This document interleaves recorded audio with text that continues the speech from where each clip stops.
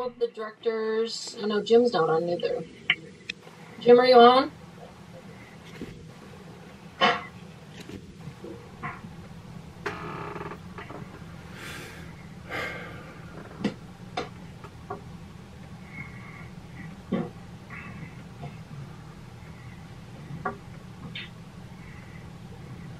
Scott's here, Bob's here, Chuck's here, Diane's here, David's here. I'm missing Bill and Jim.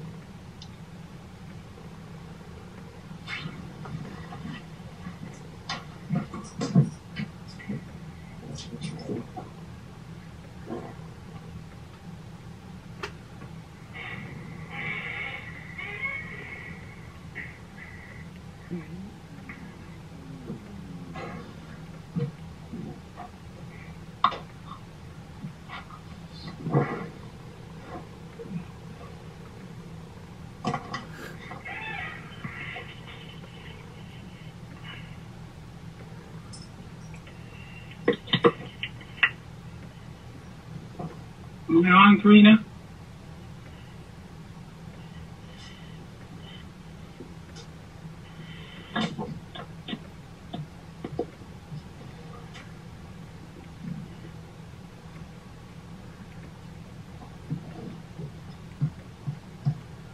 Hey Jim, I can hear you. I can't see you though. No, I've been having Jason work with me. Same problem as last time. I took the computer in. We thought we had it fixed, but and he made several attempts to the point we're locked out. So I'll just have to phone in. Okay, well we can hear you. I'm on the phone with Bill. He's trying to connect now.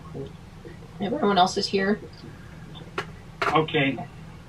I thought we had this solved, but you know how technology is.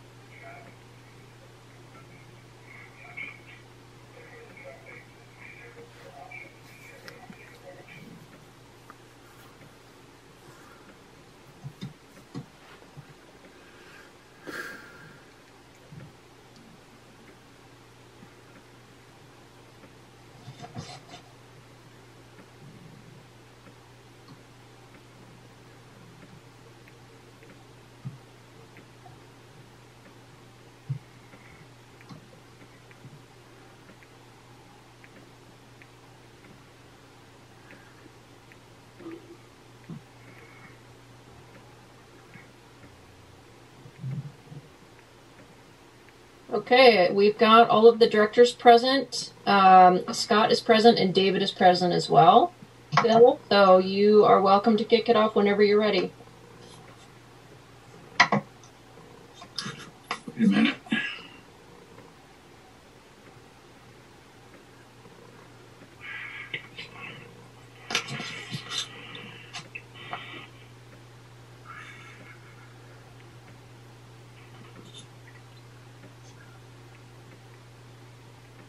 Okay, can you hear me? I can hear you. I can't hear you very well. Hold on a second here. I can hear you, Bill. Well, that's nice because it's like my sound is. Oh, wait a second. Here we go.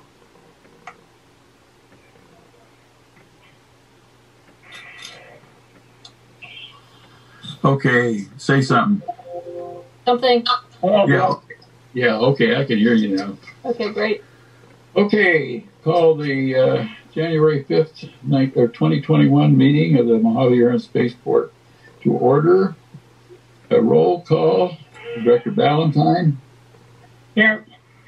Director Barney. Here. Director Coleman. Here. Director Deaver here. Director Morgan. Here. Okay. Motion to approve the agenda. So moved. Motion by Balentine, second. Second by Morgan. Second by Morgan. All in favor? I'll call the roll. Director Balentine. Yes. Director Barney. Yes. Director Coleman. Aye. Director Deaver. Aye. Director Morgan. Aye. Okay, now next item is election of officers.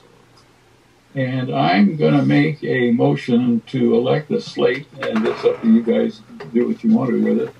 I would nominate Director Balentine as president, Director Morgan as vice president, Director Coleman as secretary, and Director Barney as treasurer. Do I have a second? And then that would be a motion to approve the slate and close the nominations. Are there any other nominations? Question from Coleman.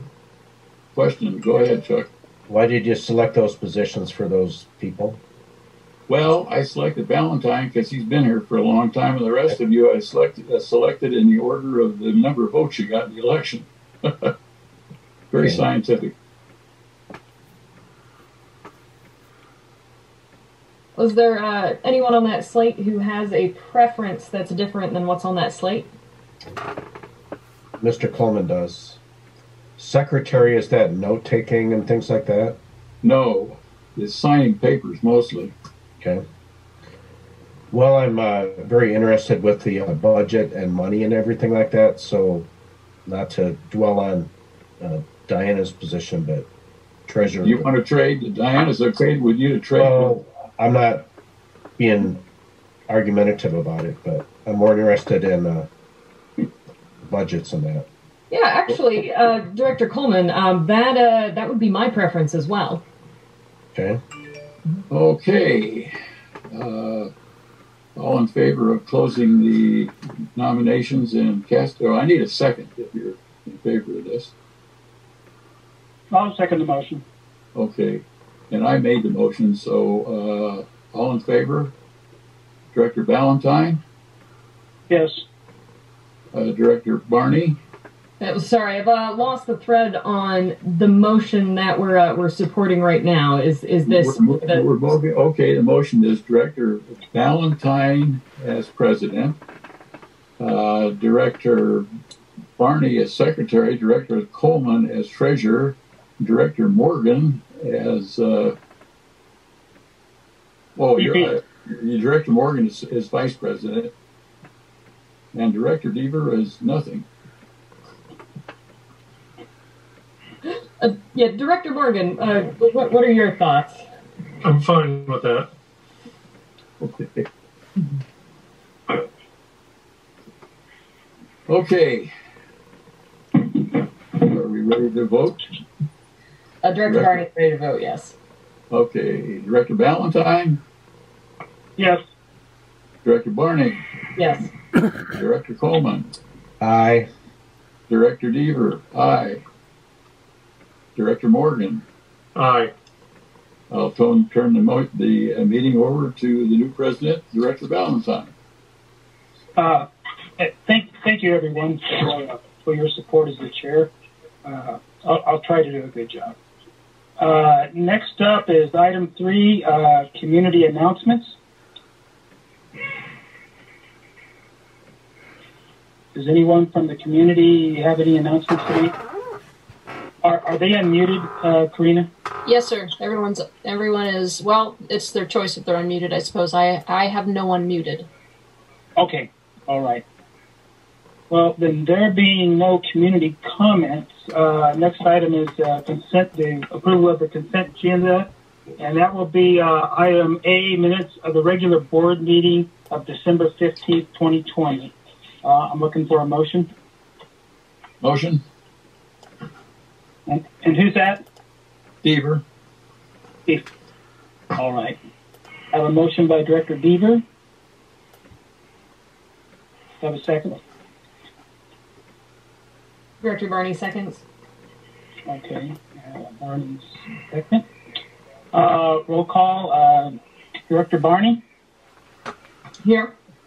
Okay, that's a yes. Yes, that is yes. Okay. Director Coleman? Aye. Director Deaver? Aye. Director Morgan. Aye. And Director Balentine is a yes. Thank you. We have no action items at this time. It will be report finance reports. That'll probably be Carrie. Yep, good afternoon. I'm reporting on the financial reports for month ending November 30th. Reviewing our bank balance, we have an increase of $469,000, and that was due to a draw on the Taxiway Charlie project of the expenses that we had in previous years. So at this point, we are caught up on the draw. We'll do another one in a couple of months just to keep the grant active. Year to date on fuels, we've sold 600,000 gallons as of the end of November. F-18s continue to come in through November and then also into December. You'll notice on the AR aging, there are no new tenants on the list, but we are currently working with legal to wrap up a couple of them that have been long terms on there, to write off to collections, and as I mentioned, work with legal. The Forest Services, we are in communication with them, and they are responsive. They just have a lot of different levels and working with different departments as far as getting payments on specific invoices. On the fitness center, it is currently closed due to the mandate by the state. And that's all I got. Hello. Thank you, Carrie. Next will be the CEO General Manager's report. Yes, good afternoon. So today's effectively my last day here with the district, so this will be sort of my last report out. David Evans is on board as of more or less full-time as of yesterday and is participating in this meeting as well. So just a couple of quick comments on the CEO report that I've made. The most important one, I think, being I am definitely guilty of connecting some of the directors with staff over the past several weeks, just sort of for the ease of the transition, my transition out, your transition in. Going forward, please direct any inquiries that are airport related of any kind to David, and then David can delegate out to the staff as necessary. So the computer issues, hopefully you guys all have your computers, your email addresses are set up. You shouldn't have any issues going forward with that. And same thing with HR related issues, but basically anything airport related, anything you need to get in touch with staff, just please go through David. And then just want to say that it's been my pleasure working here for the past 8 years. I really love this place. I have a real affection for Mojave and all the crazy weird stuff that goes on out here that I really hope continues going forward into the future. And I think a lot of the customers out here really appreciate the, just the flexibility that this airport offers, and certainly what the staff has done. And this is really a world-class team. Please don't take them for granted. They're very much in demand. Their skill sets are very much in demand across the country for what we do out here. So please appreciate what you've got here in the team and with the whole customer base, the breadth of customers that have flocked to Mojave. So that's it. And I guess I would say if I can be helpful to this board at any point in the future, please don't hesitate to call on me. Thank you very much, Karina. That was you've done a great job. We really appreciate it. We wish you the best. Thank you, Bill. And thank you, Karina. I think I've expressed that already in a conversation we had. But I wish you the good luck moving to Washington. I definitely, you're not into you. As a former resident of that place, I will warn you to have a good time and watch your back. I've been warned. Thank you, Karina. Item C will be board committees. There are no board committees standing at this time. A board of directors, this portion of the meeting is reserved for board members to comment on items not on the agenda. Do any board members have any comments they'd like to make? Mr. Coleman. Yeah, I've got a little thing. I just wanted to, I was looking at the website the other day, and the website is kind of sorry looking. The basic design of it is pretty good, but it hasn't websites have to be kept up to date, and that one is not up to date. This is not something we have to do immediately, and probably we want to wait until we get a new CEO. But in the meantime, if maybe David could find somebody on the staff who could bring that website up to date, and who's somebody who's really interested in it, might be interested in kind of changing it around. Over the years, we've had about 3 or 4, Jimmy, I remember 4 or 5 websites, and each time they hire somebody from LA, they come up here and make this big, wonderful thing. We pay them. I remember we paid somebody $25,000 one time for that, and then we don't see them, and they don't get kept up. So just something for everybody to think about and kick around some ideas and give us a website that will inform the public and will advertise the area and will attract people to the area, to the airport, and something that'll help us out a lot. That's all I got on that. Thanks. Director Barney. Yes, Director Barney here. On a similar note, I was actually on the phone with somebody today who was saying that they wished that the agenda items were more readily accessible from the website. There are people going to that website looking to engage better in the airport, what it's up to, and steering it. Like, the community's interested, but facilitating that, I think, would definitely be good for us and good for the community. Great. Just as a clarity, Diane, the website does not have the agenda posted on it? Oh, it does. It's just not most intuitive to find. And, if you go to the page, that actually has the agenda on it, right? It's just one long list. There's nothing that visually draws to, hey, I wanted to know what happened in September. Let me go to September. It's just one chunky list. Yes, it's I available. agree with you 100%. It's terrible to navigate. I agree with you 100%. So I've noted that. Mm-hmm. And I think was that all, Diane? Yes, that's all I had. All right. And Director Coleman, I think, was trying to speak up there too. Yes, if I could. If this is the right place to talk about the 12 hangars that are being torn down in the front row, when are those going to take place?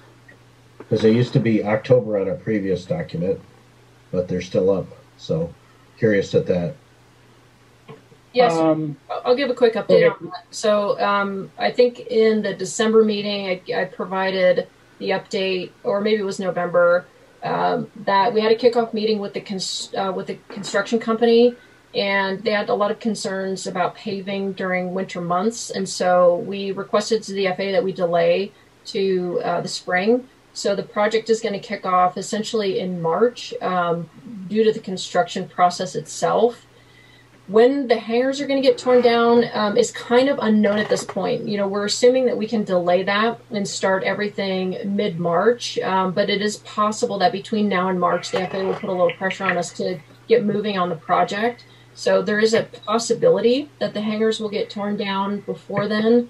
But if not, then we're going to plan on March 15th is when the construction will actually kick off. Okay, the thing to me is, if we're talking 12 hangars and let's say 500 a month or so, we're losing $6,000 a month. So has there been any plans to build new hangars, for example? Because if they're all occupied, obviously that's a great future to build new hangars at the airport. Yeah, absolutely. I think we'll have to. No, I was going to say, I think we have to leave that subject. We can't get too involved with those types of discussions under this thing. They need to be agendized. Okay. But I agree with you, Chuck. There has been talk in the past, and let me just leave it at that. I don't want to get into Brown Act. And a quick to add to that, the two end hangars can be relocated in my view, but that's up to whoever the right people are. Okay. I've got more. There was actually discussion on that too, and it didn't seem that it was financial. Not to go on and on about this, but I've been reviewing AC 150/5300-13 about airport design, and I'm trying to understand the reason that the hangars are torn down, because if a taxiway distance from the center line to the hangars are an issue, it would be easy to save those hangars by saying, well, you can't have a large aircraft use that runway 8. For example, and 737s and planes like that have used that taxiway.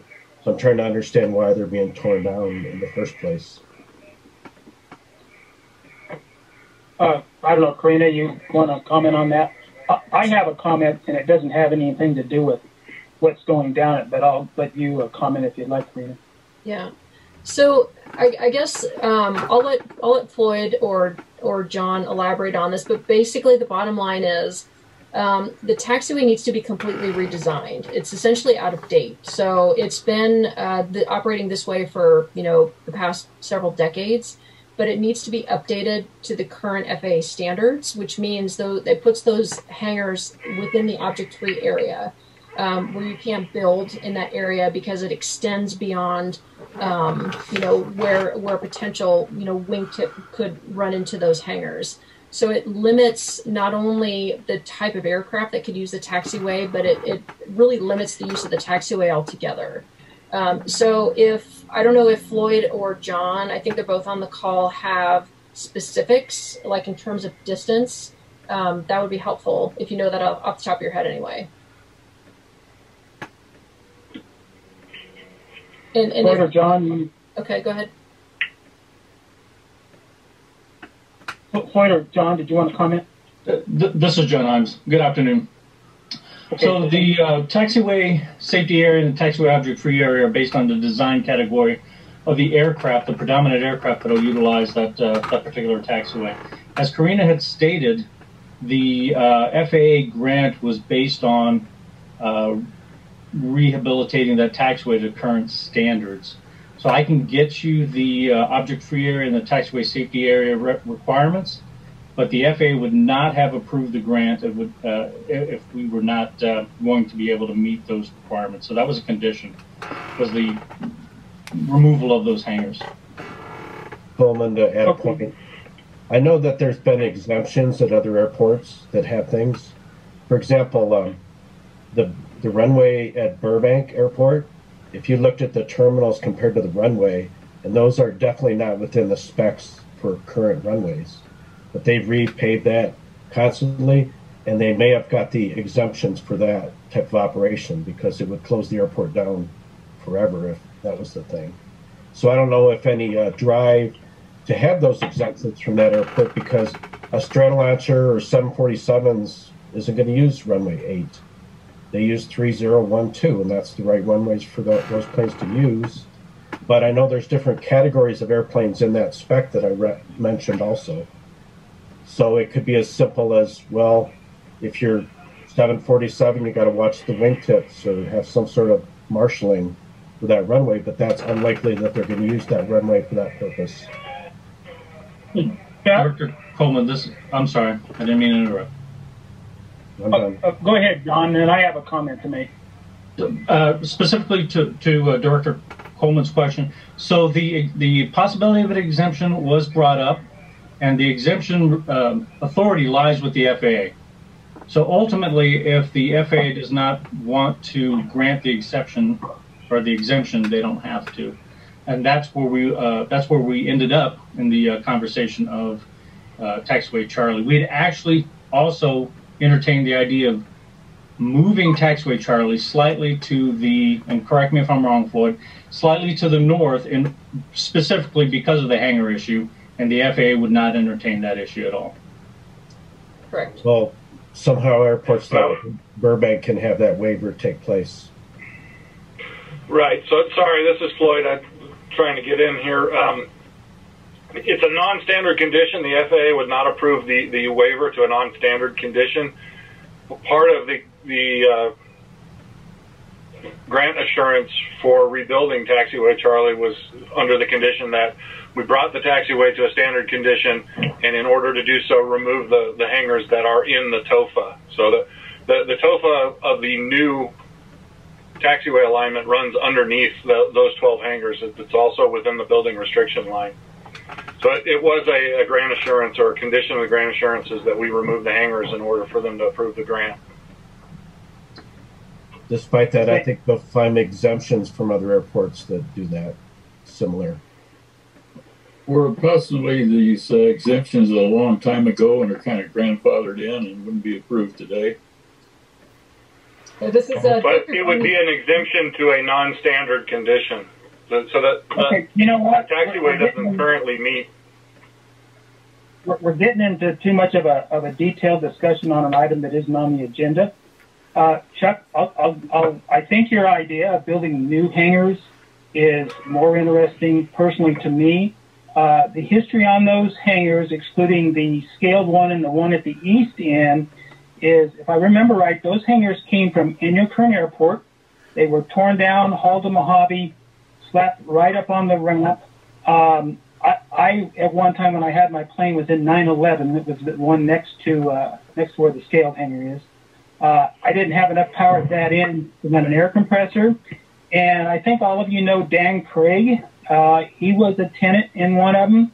And you might talk to him about safety and the water issue when it rained. I was in his hangar one day and there was close to over an inch of water standing in his hangar just because the hangars were never installed properly. There was no elevation. It was not powered correctly. So personally, I think we need to get rid of them, build some nice real hangars, and get rid of the liability of safety issue and not void taking the money from the FAA.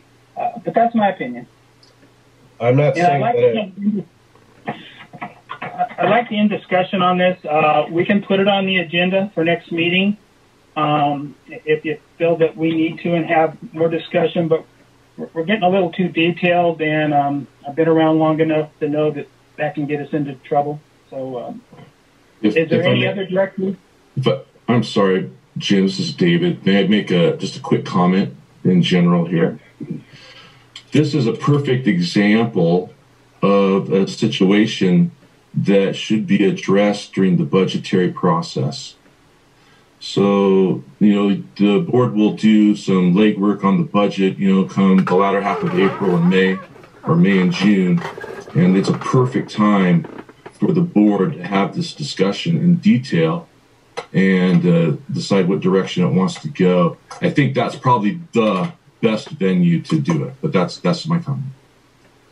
All right, thank you. And I'd like to end a discussion on this. Does any other director have a comment on something other than what we're talking about? Mr. Coleman does, but I'm reading reports. 6D says a portion of the meeting is reserved for the board members to comment on items not on the agenda, and that's what I did with that first one. And I've got some other points to make if I can. Okay, Scott, you want to weigh in on this? I appreciate comments, but I don't want to get too involved with this and start setting decisions. Yeah, so the Director Coleman is welcome to comment on whatever he wants, and if he has a number, or if he has comments on a number of items, that's entirely fine. When we focus too much on one item, the problem with the Brown Act is that the board is now engaging in a discussion about an item of district business, and it has not been noticed, so the public doesn't know that this is going to be a discussion item for the board. So it's entirely appropriate to raise these issues, as Director Coleman is. The question is, when does it go from a director commenting on an item to it becoming a general board discussion? And I think Director Balentine's concern is we're now moving beyond a comment from Director Coleman into a general discussion. There is not a black and white line for when that occurs, but it's just an area that we have to keep in mind. And when you get to the point where you have multiple directors who are engaged in the discussion and staff, then you're probably starting to cross that line and need to be sensitive to the fact that it's a discussion that the public would probably want to be apprised of as an agenda item. And as Director Balentine said, agendizing this for the next meeting opens it up for as long a discussion as the board would like on the topic. So those are the legal concerns under the Brown Act. If there are any more specific questions, I'm happy to answer them if I can. All right, thank you, Scott. Chuck, I hope you understand why I was doing this. It wasn't anything personal. It's just I want to keep us all out of trouble. If you would like and want to make a request, we can put it on the agenda for next meeting. Keeping out of trouble is a term. I'm sensitive. I'm sensitive to the future of the airport, and tearing down 12 hangars is not a good future for the airport if they don't have a plan to replace those hangars in some fashion. And I thought, we got to tear down 12 hangars. Where are we going to build 12 new hangars or more than that? So it's kind of the future that I'm seeing of the airport. And if it needs to be an agenda item on a future meeting, that's fine, or something behind the scenes, that's fine. But I'm sensitive to the future of the Mojave Airport. Well, we all are. I'm not saying anybody else isn't, but I am. We all are. Okay, well, I'm more than happy to put it on next meeting's agenda. I think it's a worthy discussion. I think David made a good point.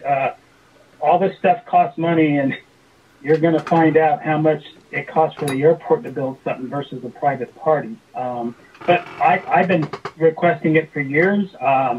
As far as that area south of the area, I think that would be a proper area. But let's leave it at that, and let's move on if we could.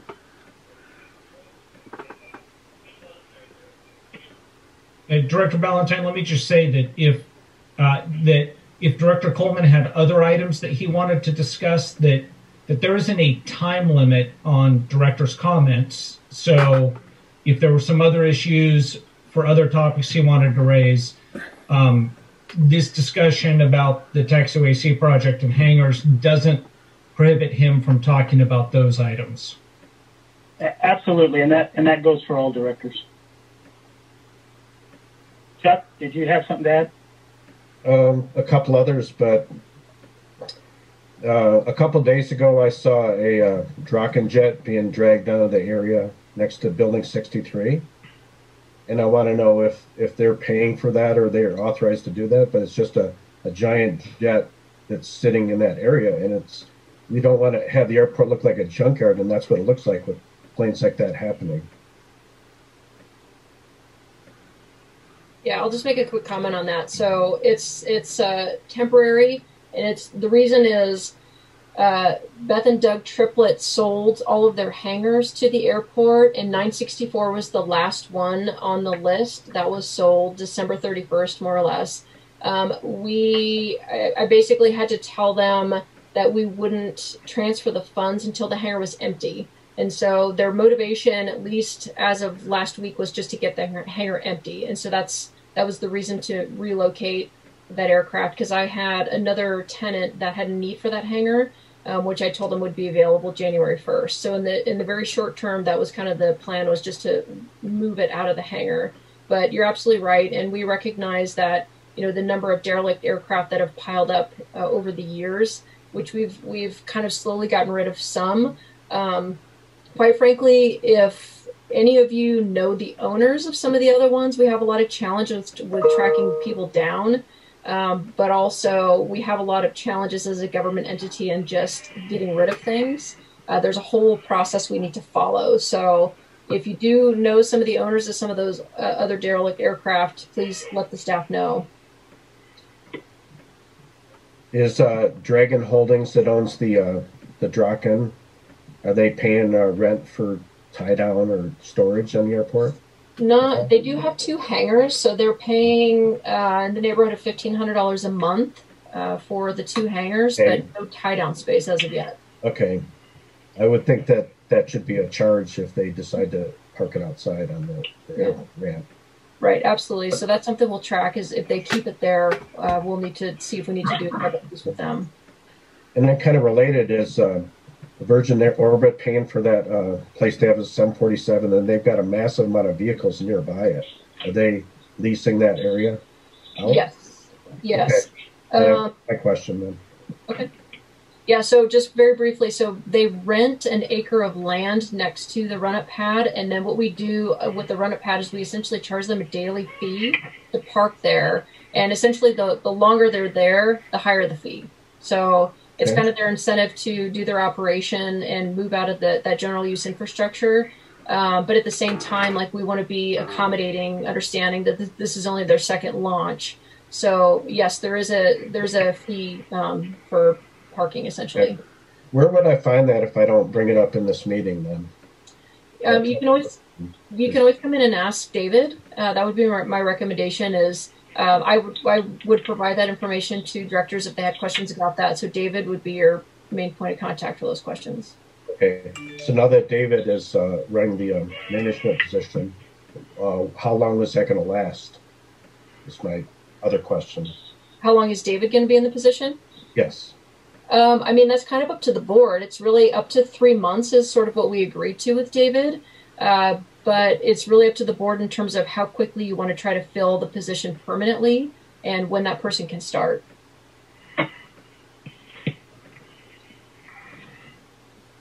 But just to clarify, like, directors are welcome to come and talk with or call the general manager whenever you like. If you want more background information, what we can't do, or what we need to be careful of, is multiple directors having that conversation with even themselves, for that matter, because that's where the Brown Act issues come into play. If it's just 2 directors, that's absolutely fine. 2 directors can talk, but when you add a third, that's where you run into problems. But one-on-one, if a director wants to come in and talk to the general manager, you're welcome to do that anytime. Anytime schedules allow. That there's no limit to how many conversations you can have with your general manager.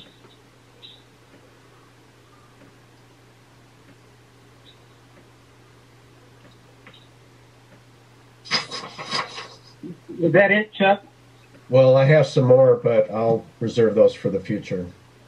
Okay. I would agree that I've spent many hours and days over my tenure here asking those type of questions with the general manager. It allows them to get in a little bit more detail than we can do under just a comment section. So I'd encourage any board member that has questions to give the general manager a call and go visit him. Mr. Coleman, I'd like to have comments from the other board directors about what I'm bringing up also. I don't want to be singular in my questioning. Yeah, I'd like to add to that. I'm also interested in seeing those hangars replaced. So suggested homework is we get, I know there's work done in the past on suitability of build sites by the airport or private contractors. So if we could have that available for the next meeting and put that on the agenda, candidate places for future construction of replacement hangars of similar to the ones we're losing, or any others as well. And maybe a review of the violation of the optional clearance on the current hangars that are going to be torn down. If we could get, if Floyd, maybe you could provide those numbers for us, the wingtip clearance number or something, would be appreciated. Okay, I'll have discussion. Will be replacement hangars. I think it's great. It's been a subject for years. I won't go any more into it than that without it being on the agenda, but I think it's a great subject to discuss. Yeah, what I'd like to see, though, is when we have the discussion, if we ask some questions about it, whoever's has access to that data, bring it so that we can have an intelligent discussion, not have to defer it to a future agenda too far. So there's some sites that have been looked at already as far as infrastructure, cost, and be useful to have some of that historical data. Yeah, I think Mr. Evans can help us with that. Great. Yeah, I know Karina's been very helpful in the past on an informal basis. She's discussed some of that history. Yeah. And On the hangar discussion front, too, I would definitely like an agenda item. Maybe it falls under what we're just general talk about, but what it takes to incentivize the public to invest money to build hangars there, what kind of outreach we could do. Some specifics have been thrown my way, and I'll save those for later discussion, but definitely inviting members of the public who would like to build hangars, but there's a showstopper at Mojave for some reason to discuss those showstoppers to see if there's anything we can do about it. I think would be very valuable. Okay. This is David. Go ahead, David. I don't have any issues with any of the requests for these discussions. The only challenge is these topics are very, very. Director Barney's topic would be extremely broad in nature, and I'm not certain. I'll have to get with the staff, but I'm not certain how challenging it might be to bring definitive data to answer a question because it's so broad. Somewhat the same with Mr. Morgan. So if we could kind of narrow down some of the specifics that they are particularly interested in and give the staff an opportunity to do those, that would be helpful. I think it's a little overly broad. Is Floyd on the line? And John, am I off on this or am I on point?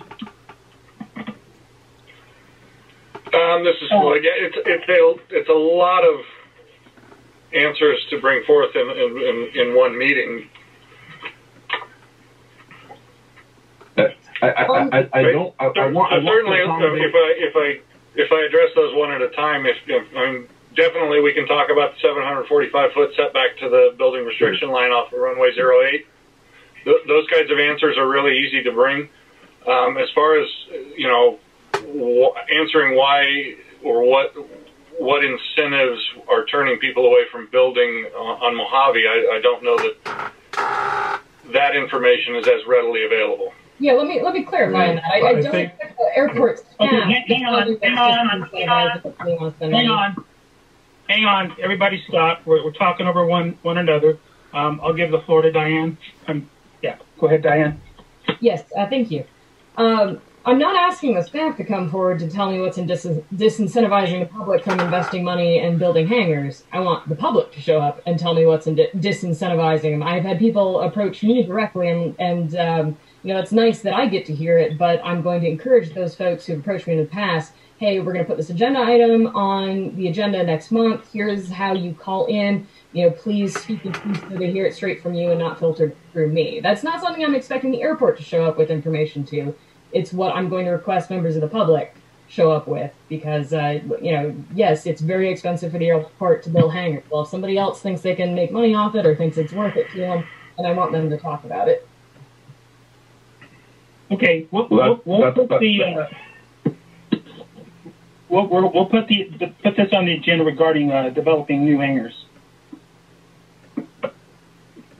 So off the agenda is saving the existing 12 hangars from being torn down. Is that done? We're discussing next meeting too, exemptions and what has been pursued and what's left to pursue, if anything.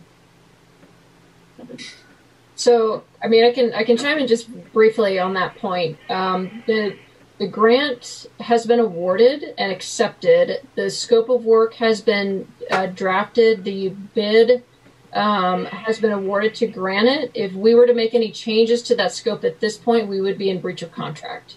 So that's just something else for you to keep in mind. We can't really go back on what we've already committed to.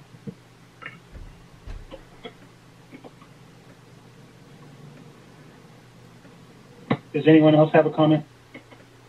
Mr. Coleman, I'm trying to understand why this distance from the taxiway runway is an issue after they repave the taxiway, but it isn't right now. So generally things are grandfathered in like that, and that should be grandfathered in. That's a common. Why is it not deemed unsafe at this time, but it will be if they repave it? That doesn't make sense to me. Jeff, I would suggest you take the time and maybe go in and talk to staff, maybe Floyd and David. There's a little more involved in it, and again, I don't want to get into this big discussion right now. We need to put it on the agenda.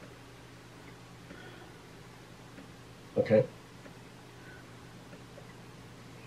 Anyone else have a direct comment?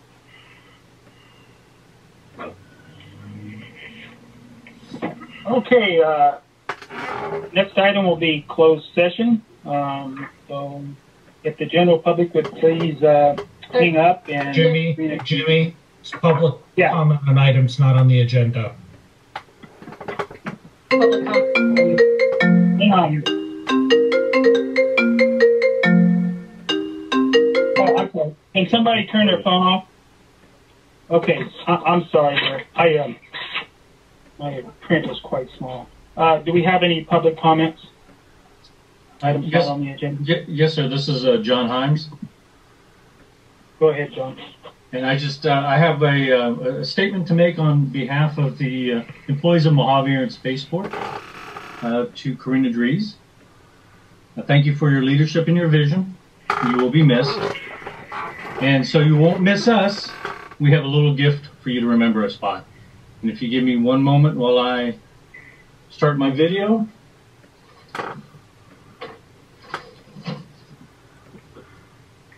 And hopefully you can see the picture of some memorable events that you were a part of at Mojave Air Space Port. So you can hang this in your new office and wish you were still here. I totally will. Show it off. All the other spaceports and part of CSF will be so jealous. Thank you, John. Thank you guys so much. And with that, thank you very much. All right, thank you, John. Is there any other public comments? Okay, now at this time we'll go into closed session.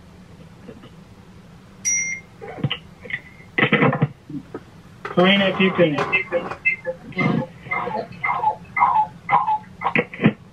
We have folks dropping off, so let's let them drop off here. Matt's going to stick around for the first part of the closed session here. John, Joyce, if you can hear me, you can please disconnect now. Raymond Garcia, you can hear me, you can disconnect now.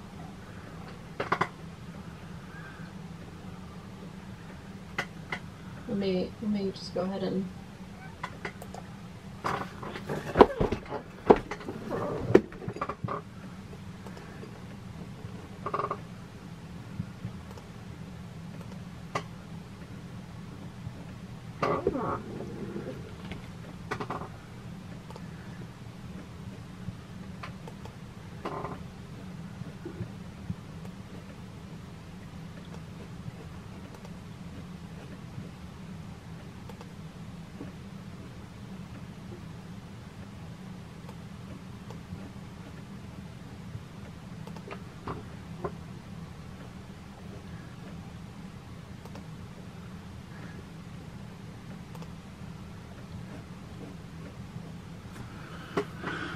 Urgh.